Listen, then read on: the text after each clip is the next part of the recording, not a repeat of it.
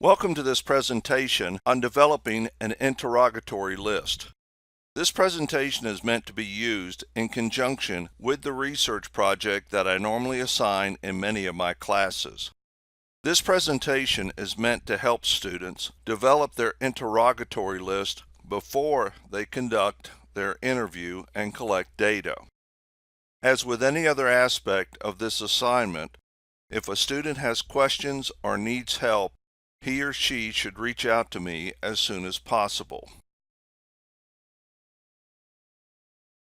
Before I discuss how to develop your interrogatory list, there are a few points that I wish to review with you. The first point is for students to remember that this assignment uses qualitative research techniques. There are three primary data collection techniques in qualitative research. These are interviews, document reviews, and observations. The interrogatory list is to help with the data collection through the interview. However, the student should avail him or herself of the opportunity to review any documents and make observations related to his or her project. For example, during the interview, the student may wish to ask if he or she can review a policies and procedures manual or tour the facility to see employees engaging in the best practices. Validity and reliability for qualitative data are established through triangulation of the data.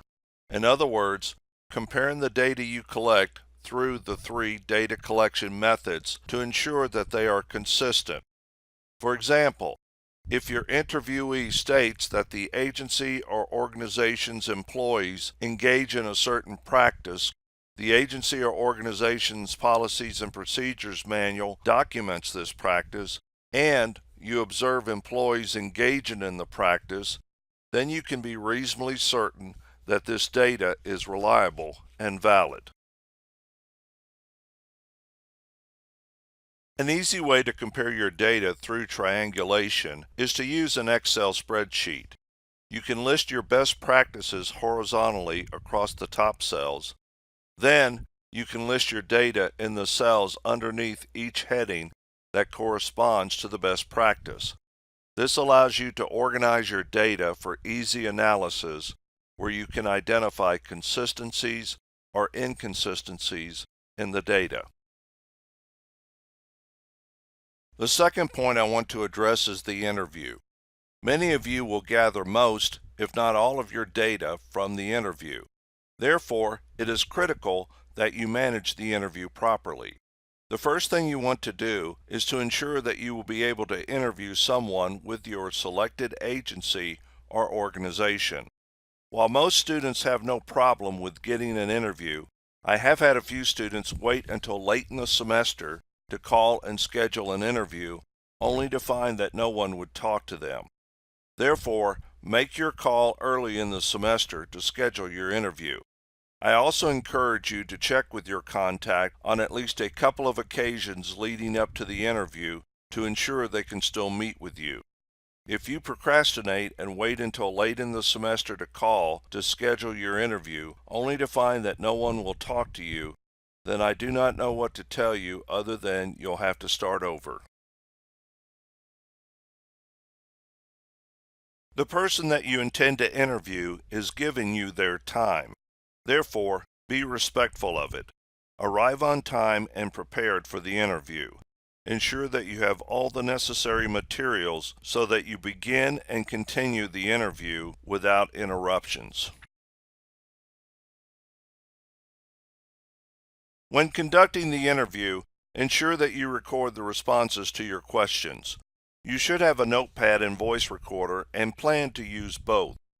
Relying on your ability to write every answer the interviewee gives is very time-consuming. However, relying only on the voice recorder is also problematic, as background noises, low-volume speakers, and nonverbal cues can result in the student missing important data.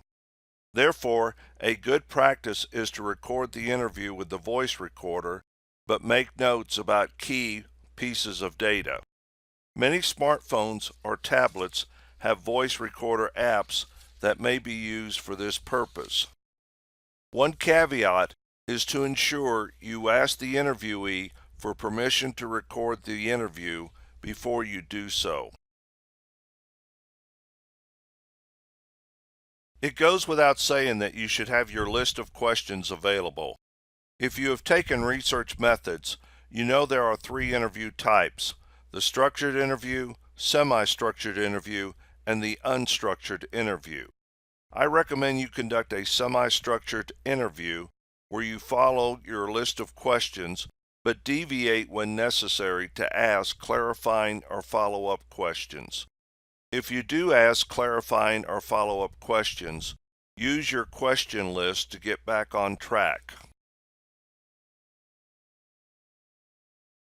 Unless you're interviewing a family member over the kitchen table, you will probably travel to the agency or organization you have selected to meet and interview your contact person. Please ensure you dress and act professionally. There are a couple of reasons for this. First, in conducting your research, you are representing Western Carolina University. Second, there is always a chance that the person you meet and interview may be a person who, in the future, is on a hiring or promotional board when you seek a new job or a promotion within your agency. At a minimum, this may be a person you ask to serve as a reference on a future job or promotional application.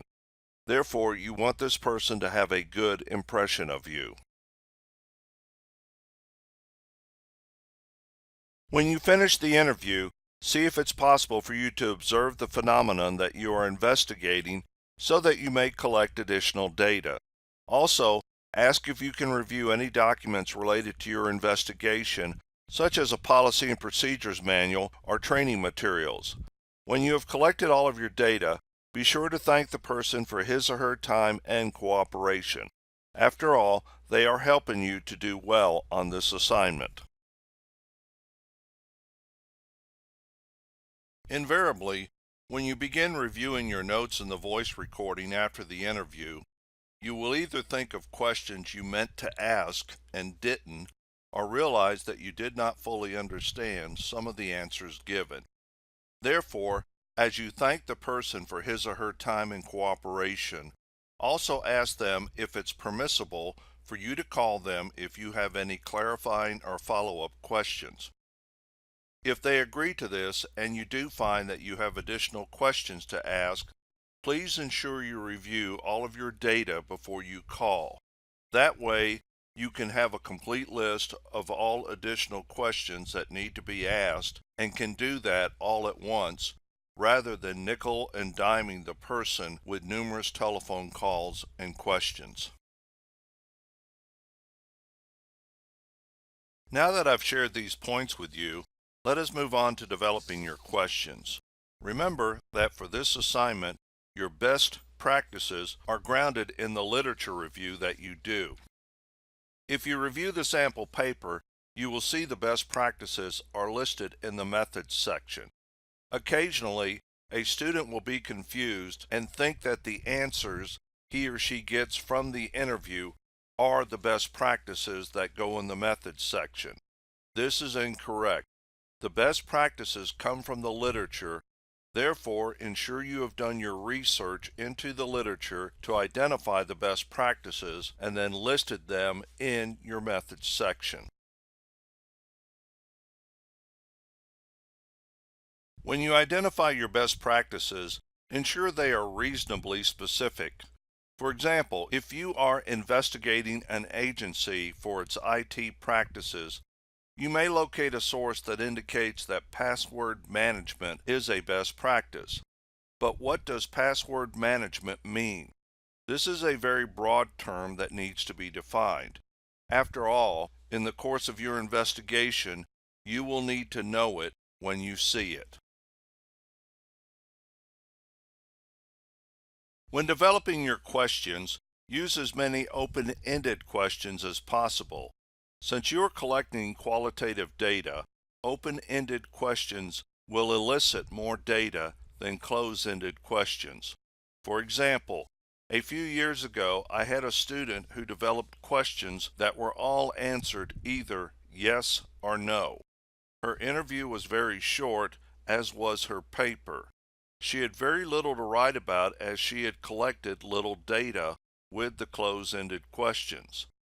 Therefore, to do well on this assignment, you wish to obtain as much data as possible. Be careful with combining close-ended and open-ended questions, as this can prolong the interview unnecessarily. For example, a student may ask the close-ended question, "Do you have password management practices?" The interviewee then answers yes or no. If the interviewee indicates in the affirmative, then the student may follow up with an open-ended question such as, "How do you manage your passwords?" Rather than asking two separate questions and taking more time, the student could simply ask, "Tell me about your password management practices." Then, the interviewee could state whether they do have password management practices and what they are. Everyone has learned what is referred to as the 5 W's and H questions that are considered essential for basic information gathering that leads to effective problem solving. These questions are often mentioned in journalism, research, and police investigation training. These questions constitute a formula for getting the complete story on a subject. Therefore, when reviewing your best practices, think of them from the who, what, where, when, why, and how perspective. Remember that you want to dig deeply with your questions so that you obtain quality data. This slide gives examples of the questions that may be developed using the who, what, where, when, why, and how approach. These questions allow the researcher to dig deep to better understand how this best practice is followed by the agency or organization.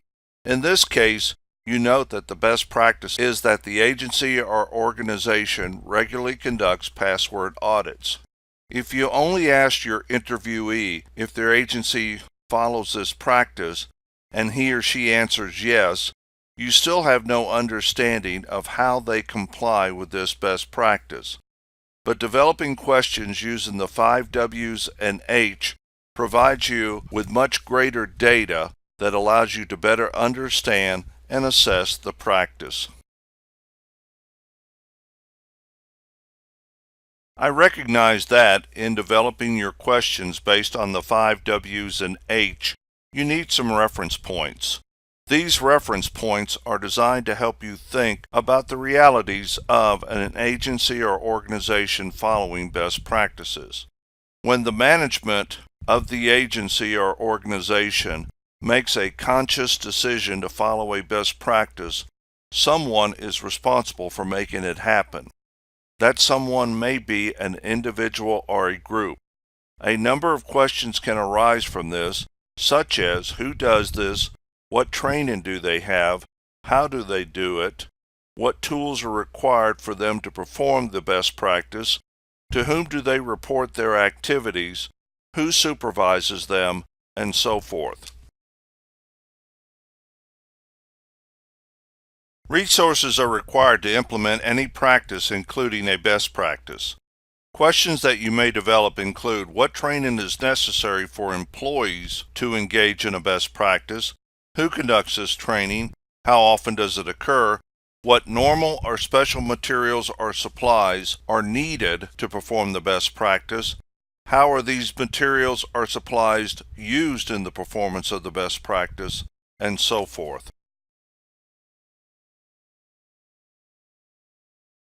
To either comply with professional or legal standards, or to protect itself from liability, many agencies or organizations document their compliance with best practices in some way. Questions related to this may focus on whether the practice is included in the agency's or organization's policy and procedures manual, if the practice is included in employee training, or if the agency publishes its compliance through its website, annual report, or other means. For accreditation, legal standards, or similar issues, the agency or organization may generate reports of its compliance with a best practice. This may lead to questions that address who inspects the agency for compliance, what report types are prepared regarding the inspection, where are the reports maintained, who sees the reports, what action is taken based upon the reports, and must the report's results be reported to an outside agency or organization.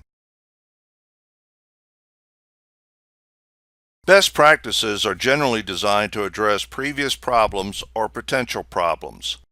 Frequently, they are followed for an economic reason, such as reducing an agency's or organization's operating costs or reducing its exposure to liability. However, there is a human factor to consider as well. For example, how does following the best practice affect employee morale, employee safety, or customer satisfaction? If a best practice improves employee productivity and safety, then it may have a positive effect. Conversely, if the best practice requires extra work and training for employees, or affects the quality and/or cost of the product or service delivered to the public or consumer, then it could have a negative effect.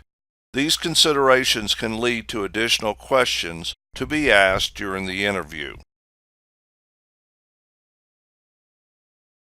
It is my hope that this presentation has given you some things to think about as you develop your interrogatory list. As always, if you have questions or need help with the assignment, please let me know.